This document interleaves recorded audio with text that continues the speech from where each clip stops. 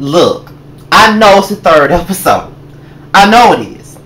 But can we please get Mariah and her crunchy edges back on my screen? I need it back. Why? Because the first two episodes were promising, but then this episode fell flat to me. Like, it's so fucking boring, and I don't want to stop reviewing the show now. I mean, we're only on episode 3, but when I'm watching the show, I need this shit from the beginning to go this bam, bam, bam, bam, bam. At least wait to get boring to the 7th episode, like mid-season. Get boring then. Don't get boring at the beginning.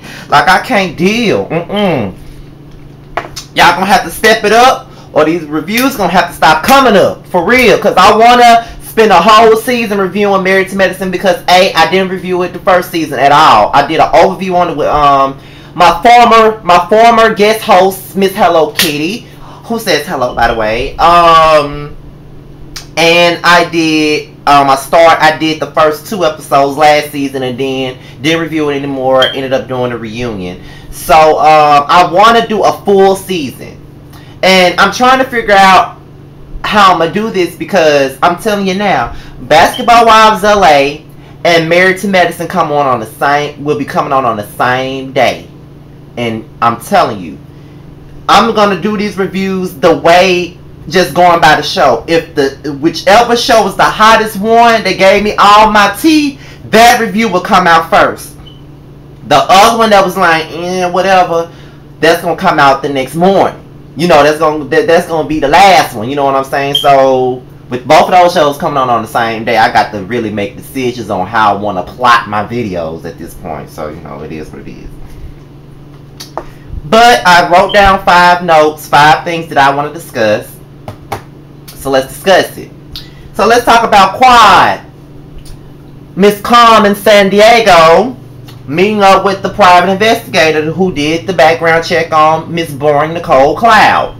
So basically, when he gave her the background check, I guess he found out that, at least in Boring Nicole's background, that her mother's elbows was a bit ashy, and a lot more, because Quad was looking crazy when she was looking at them damn documents. And I will tell y'all that allegedly it's gonna be something, because if y'all look, if y'all don't like spoilers, just cover up your motherfucking ears right now, because I'm finna tell y'all what I read earlier this summer. Well, not earlier this summer, earlier this year, as the show was filming. From what I heard, it's gonna come out in the show that Darren has a man that was involved with Darren will be popping up, that he supposedly had a DL fling with. Some man supposed to be popping up. I don't know how true that is, but that's what I heard. And it might be why he was up there cussing out the cameras in the super trailer. If you go back and look at the super trailer, he was cussing somebody the fuck out, talking about, y'all brought this motherfucker here, blah blah blah. So there was a rumor going around saying, allegedly, that some man is gonna pop up that he had some form of a gay relationship with. I don't know how true that shit is. I just said allegedly, but I did read that some odd months ago. And the way Quad looking, that might be one of the teas that she picked out. And then, you know, I did see in the previews that, you know, she asked her, was there a child out of wedlock? So if Boring Nicole's life is not mirroring who her personality is, then I'm ready to see that shit, because, you know what I'm saying, Boring Nicole needs a bit more spice in her damn spaghetti, because her spaghetti ain't tasting right now. Not for nothing. So let's talk about Dr. Simone. Now, Dr. Jackie came over. She had a conversation with Simone, and, you know, she wanted to talk to Simone about, you know, her issues in the Toya thing. And, you know, Simone pretty much has inner issues. Like, all of that pretty much was revealed during the scene. And she was saying that, you know, she really wanted this relationship with Toya, and she really does love her, but Toya ruined it by fucking up with her trust and threatening to fight her and all types of stuff.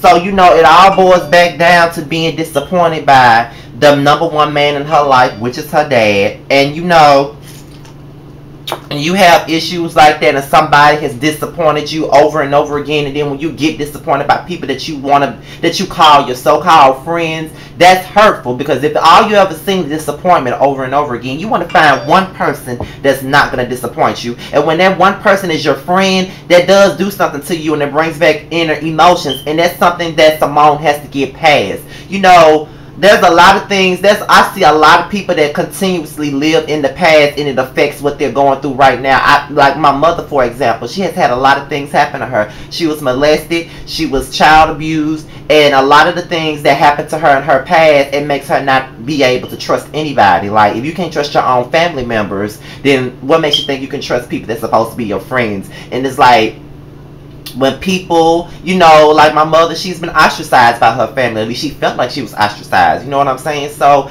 at the point where you feel like somebody's attacking you or coming for you, you're going to automatically feel some type of way, and it's going to dredge up those old pains, those old emotions, those old hurts, and everything like that. And that's really true. That does dredges all of that old stuff up.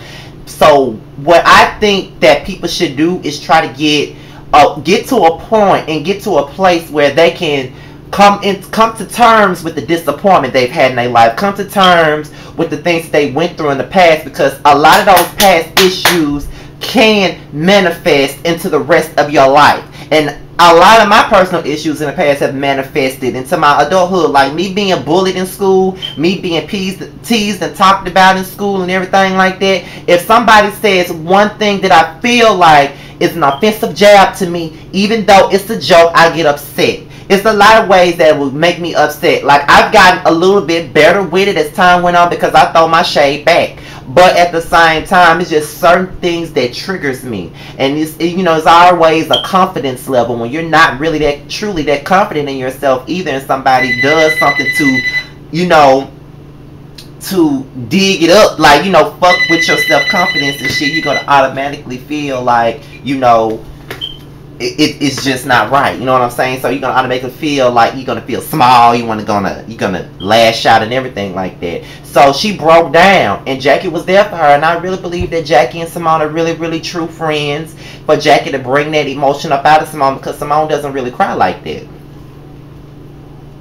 And when you have a weight that big on your motherfucking shoulders, them tears gonna come out, and you gonna feel the pain. That's what's gonna happen. So that's what Simone did, and I'm glad she had that breakthrough. So Simone and Cecil, they have a conversation, and Cecil is really pretty much was talking about how Jackie went the fuck, how Simone went the fuck off on him, and that she goes from 0 to 100 every time. And she's like, well, when you piss me off, it makes me mean and nasty, and honestly, that's the same way I am. When you make me mad, when you piss me off, when a person that I had, when a person that I once had respect for pisses me off and takes me to a whole nother level, it ain't cool. You are automatically dead to me. You can never do anything like that to me and think you can get away with it. There's no point of doing it. And I know that's not a way to be either, you know what I'm saying? Because sometimes you can give a person chance after chance after chance after chance after chance after chance after chance, only for them to keep fucking with you. So these days, it's like, once you fuck me over, you dead, bitch. You dead, bitch. You a ghost, bitch. That's what you are. And sometimes it's sad to be like that, but that's how it is. But Simone does have to get a cap on her anger just a bit. Because I got to get a cap on my anger too, just a bit. You know what I'm saying? So I see what Cecil was saying. So Lisa, Nicole, and Heavenly were honored. And my thing about it is, I've never in my life heard of this magazine before. A day in my life. And the way Heavenly talking about it, you would think that she was on the damn cover of damn Rolling Stone. Even Fingerhood. You know what I'm saying? I never heard of this damn magazine. And what's up with all this shade that she's throwing at Jackie? Like, Dr. Jackie really doesn't even be doing nothing to her. And she talking about Jackie hasn't done anything, hasn't accomplished anything. Bitch, being a respected doctor is more than enough to accomplish, bitch. Like, I mean, stop doing it. Like, I don't see why people like Dr. Heavenly, because I can't stand that bitch. She always throwing shade at somebody when the real shade is, Bitch, you a dentist. You need to fix your teeth before you fix this chip motherfucker in the front of my damn mouth. Like, I just don't understand why she throws so much shade at Jackie. And then on top of that, her daughter is really rude and disrespectful, and the shit ain't cute. Because if I was talking to my mama the way that Laura is talking to her motherfucking ass, my mama would have slapped me in my motherfucking mouth. Or slap, what today is, Monday? She would have slapped me from Monday and I never would have came back home till Sunday. That's how far she would have slapped the shit out of my motherfucking ass. So she really thinks that shit is cute, and it ain't cute, bitch. So I don't like Dr. Heavenly. She always throwing shade at somebody. Like, just because you call your husband daddy and you so submissive to your husband and you and all of that shit, you think that you better than somebody. Bitch, have a seat. I can't stand you. Ugh. So they are honored.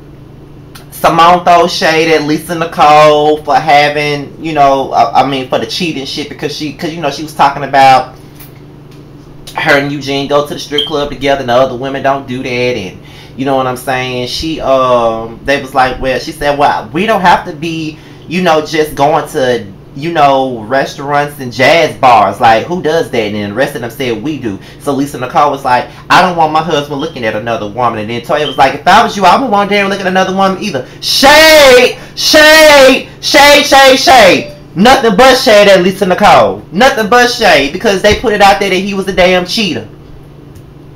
Simone and Quad go shopping for, I guess, some dinner that Quad is trying to do, and they talk about the situation with Boring Nicole, and you know, Quad pretty much says that she wants to have a conversation with Boring Nicole, which brings me to the premiere that the preview that I saw. I don't know if it's for next week or 2 weeks from now, but they gonna get the fight, and I can't wait to see that shit. But that's all for my review on Married to Madison. I mean, this episode really wasn't all that, and I'm sure this review probably wasn't all that either, because this episode wasn't about shit. But that's all I gotta say, y'all. To my Love and Hip Hop Atlanta review, I'm out of here, y'all.